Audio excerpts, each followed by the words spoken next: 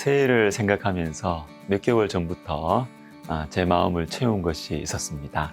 예수 생명, 예수 생활. 예수님을 닮은 삶을 살아가자 예수 생활입니다. 그런데 내 힘으로 할 수 없으니 예수 생명이 내 안에 있어야 가능합니다.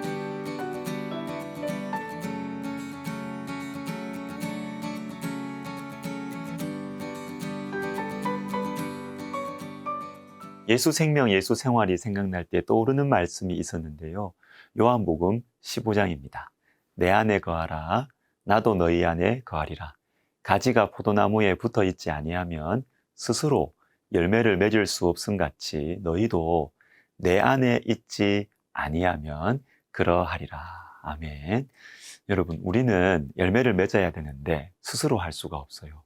혹 내 힘으로 열매를 맺는 것 같아도 그렇게 하면 악취가 나요. 사람들에게, 그리고 하나님께 악취를 풍깁니다. 우리는 예수 생활이라는 열매를 맺는 사람들인데 예수 생명에서 나오는 예수 생활이어야 합니다.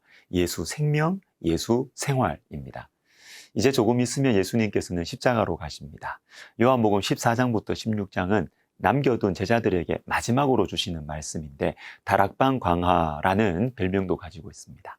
핵심 주제는 두 가지인데 성령과 사랑입니다. 그런데 성령과 사랑에 대한 말씀을 하시는 한가운데에 포도나무와 가지의 비유를 말씀하십니다. 서로 사랑하라. 그런데 어떻게 할까요? 성령을 받아야 됩니다. 이게 14장부터 16장이죠. 성령을 받을 때 예수님께서 우리에게 먼저 베풀어 주신 사랑을 알 수가 있고요. 우리에게 가르쳐 주신 진리들이 생각날 것입니다. 갈라디아서 5장 16절 내가 이르노니 너희는 성령을 따라 행하라. 자, 성령을 따라 행하라. 자, 이 말씀은 분리해서 읽는 것이 좋을 것 같습니다. 행하라. 그리고 성령을 따라. 행하라. 예수 생활이죠. 근데 어떻게 행할 수 있을까요? 성령을 따라. 예수 생명입니다. 내 힘으로, 내 의지로 예수 생활 할 수 없습니다. 예수 생명이 있어야 합니다. 성령이 예수 생명입니다. 예수 생활은 예수 생명으로 가능합니다. 그런데 한 가지 질문이 남아 있습니다. 그러면 성령을 어떻게 받습니까? 우리 요한복음 15장 4절 다시 읽어드리겠습니다. 내 안에 거하라. 나도 너희 안에 거하리라. 가지가 포도나무에 붙어 있지 아니하면 스스로 열매를 맺을 수 없음 같이 너희도 내 안에 있지 아니하면 그러하리라. 붙어 있어야 성령 받습니다, 여러분. 의지해야 성령 받아요. 신앙생활은 누구를 의지하는지에 대한 싸움입니다. 돈과 재물과 사람을 의지할 것인가? 하나님을 의지할 것인가? 여러분, 예수님을 의지할 때, 예수님께 달라붙어 있을 때 예수님의 향기가 나는 열매를 맺을 수 있는 것입니다. 에베소서 1장 19절과 20절을 읽어드립니다. 그의 힘의 위력으로 역사하심을 따라 믿는 우리에게 베푸신 능력에 지극히 크심이 어떠한 것을 너희로 알게 하시기를 구하노라. 그의 능력이 그리스도 안에서 역사하사 죽은 자들 가운데서 다시 살리시고 하늘에서 자기의 오른편에 앉히사. 자, 예수님이 부활하신 그 능력, 예수님이 승천하신 그 능력이 예수 믿는 우리 속에 있다는 것입니다. 이게 바로 예수 생명이죠. 여러분, 내 배우자가 변할 것 같지 않죠. 내 자녀, 아니 나 자신도 변할 것 같지 않습니다. 그러나 예수님의 부활과 승천을 이루신 하나님의 능력이 우리 속에 있습니다. 우리 안에 예수 생명이 있기에 변할 수 있습니다. 그런데 여러분, 이 말씀이 에베소서 1장이에요. 예수 생명에 대한 말씀을 1장부터 3장까지 쭉 하신 후에 4장부터 행하라가 나옵니다. 그러므로 주 안에서 갇힌 내가 너희를 권하노니 너희가 부르심을 받은 일에 합당하게 행하여. 자, 합당하게 행하여 무슨 말입니까? 3장까지 말씀해 주신 예수 생명 너희 안에 있으니 예수 생활할 수 있다는 것입니다.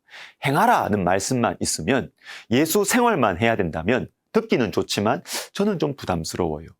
듣기만 좋지 실제로 불가능한 말씀이라면 더 큰 고통을 주지 않습니까? 그런데 여러분, 행하라, 예수 생활에 대한 말씀은 뒤에 나옵니다. 앞서 나오는 것이 있는데 예수 생명입니다. 우리에게 거저 주신 구원의 은혜, 우리 주 예수님께서 우리의 구원을 위해서 어떤 희생과 고난을 당하셨는지 치르셨는지 먼저 알려주시는 것입니다. 이것을 알고 이 진리를 붙들고 믿고 주장하면서 믿음의 한 걸음, 순종의 한 걸음을 내디딜 때 예수 생활을 할 수 있습니다. 예수 생명, 예수 생활입니다. 여러분, 요한복음은 크게 두 부분으로 나누어집니다. 1장부터 12장, 13장부터 21장입니다. 첫 부분인 12장까지에서 예수님께서는 표적들과 말씀들로 많은 사람들에게 하나님의 구원으로 들어오기를 초대하셨습니다. 이제 13장부터는 십자가를 눈앞에 두시고 제자들을 가르치세요. 그런데 앞부분에 이 마지막 12장 마지막 부분에 이 말씀이 있습니다.